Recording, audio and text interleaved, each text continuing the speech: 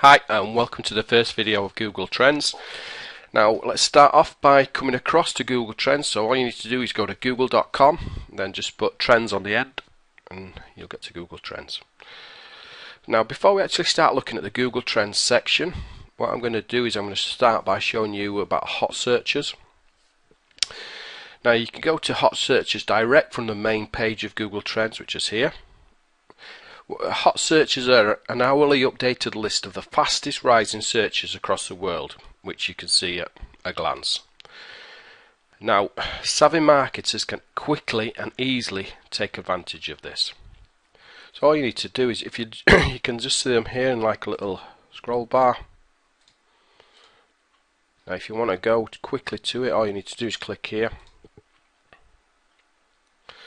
So you quickly see these are the hot searches for Saturday, March 16th, 2013.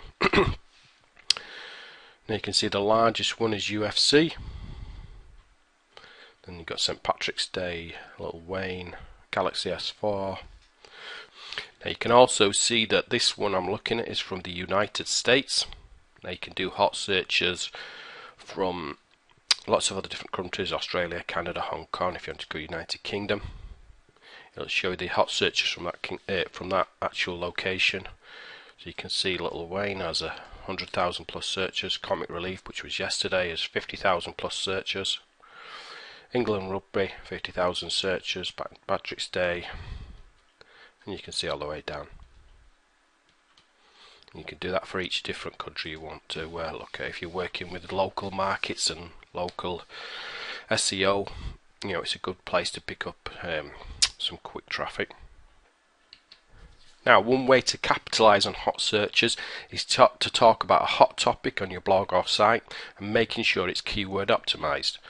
Now, for example, if we look down here, this is quite a hot topic this week. It was the Jeff Gordon test drive. It was like a prank where the guy went into, he's a NASCAR race driver, went into a car dealership and took a car for a spin with the dealer sat at the side of him. It was like a prank for Pepsi, I think. The video went viral quite quickly and it drew a hell of a lot of heat. Now, with using this video and hot search, it will be very easy to pull hits from it.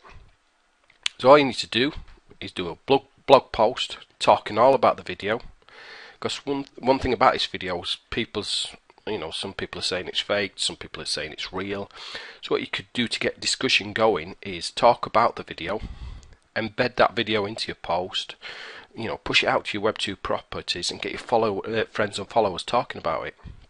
Just get them talking whether they think the actual video is real or whether it was faked or not. If your blog site is already established and indexed, you'll quickly see traffic coming from that topic. But you have to remember that it's only going to last for a short while. Hot searches, exactly that. They're only hot for a reason, and they quickly lose traffic. So don't base your whole blog around them. It's a nice way to pull a quick hit of traffic. Piggybacking off a few hot searches per month can quickly and easily bring your viewers to your site and blog, and it can quickly easily get you established as well. Try and keep them under their own category. For example, if you have a blog, then keep all your hot searches, posts and pages and content into one category. Kind of keep it like a news category, a fun category, or maybe fun video category, for example with a Jeff Gordon test drive. Be a critical thinker when choosing your topic to build links with. You want to spot matter that's already trending and that's already started to build a buzz. Keep your eyes peeled for subjects that people will be blogging about and have opinions on. For example, the Jeff Gordon test drive. Everybody has an opinion on it. Some people say it's fake, some people say it's not. Oftentimes there's some trial and error involved, but the principle is simple. What is generating talk, buzz? A lot of people talking about it. The Jeff Gordon test drive, some people were even talking about it in the pub. So it's not something that's just onto the net. Everybody in the real world is also talking about it. So that's the hot trends section. We're going to come back to that more in depth later. I just want to give you a quick look at it before we started looking at Google Trends, more in depth and exploring the different sections, the keywords you should be optimizing for, etc.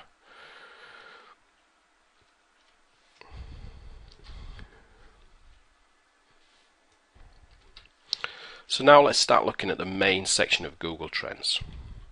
So let's go back up here and we need to click Explore Trends.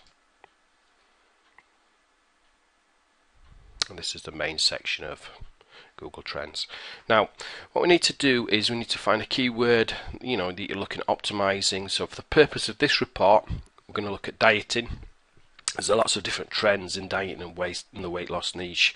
You get different diets every day, don't you?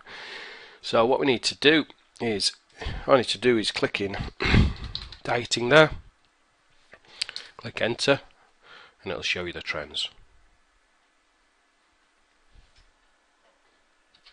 Now what I'm going to do first of all is I'm going to work through each section of Google Trends so you can see what everything does. So obviously this is the interest over time, the number under ranges of peak. So obviously back in previous to 2005, that was January 2004, it was at the highest peak, and obviously since then it's gone down. So the trending work, the topic of dieting for trending has fallen over the last 7-8 years.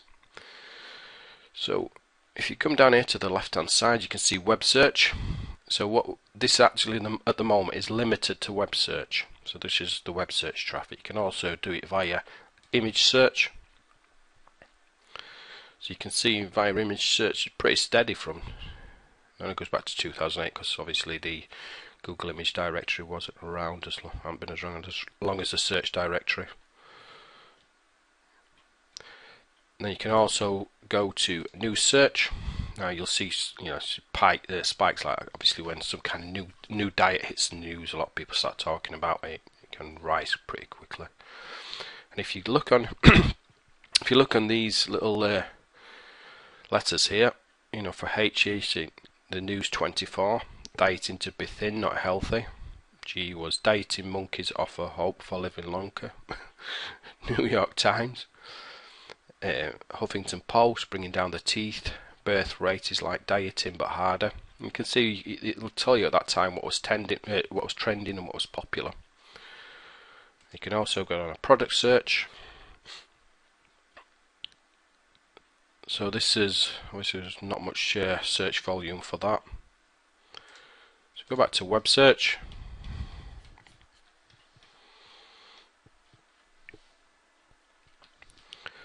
Now again, as with hot trends, you can do limit it to, for example, Brazil, France, any country you want. So I could go down to the United Kingdom where I'm located and see the interest over time for the trending topic of dieting. Also you can come down here to see regional interest. For example, the search volume was higher actually in England than it was in Scotland, higher in Wales as well. And you can also look via city. So if you click city, right, it's better to show it worldwide to see the city actually, but I'll show you that in a second. So you could go to Afghanistan, not enough search volume. Argentina. Let's go to Australia. You see, there's the pattern of the how high it was in May in 2004 is pretty similar across worldwide, even though we search in via country. So it makes a bit of difference, but not a massive amount. It's really good for if you're looking for topics and trends that are local to your area, your country. I mean, when you look at this little map here, it can tell you where most of the search volume is coming from. For example, the United States was very high. The United States there. Midwest, the United States wasn't. Canada wasn't. If you look over here,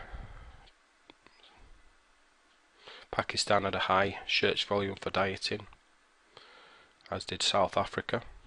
Australia wasn't as high. And then you can also look via city here as well.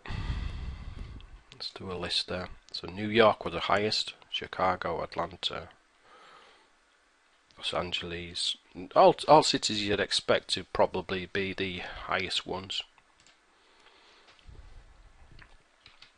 Now, although like local targeted marketing for diet is not really what, it does show you a lot of information if you look, but if you're looking for a different type of product or service, then this is invaluable information, because you can target cities that obviously are looking for that product or service that you're offering, and really do some localized SEO.